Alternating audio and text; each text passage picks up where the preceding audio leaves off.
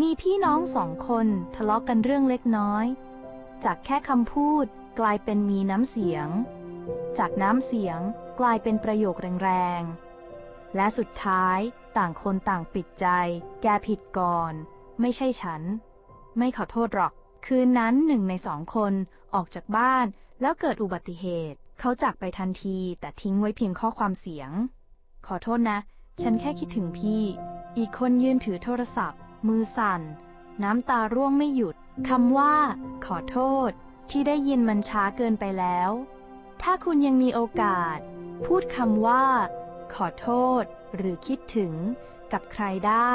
อย่ารอให้พรุ่งนี้ที่ไม่มีเขาบางคำพูดวันนี้อาจเปลี่ยนชีวิตทั้งชีวิต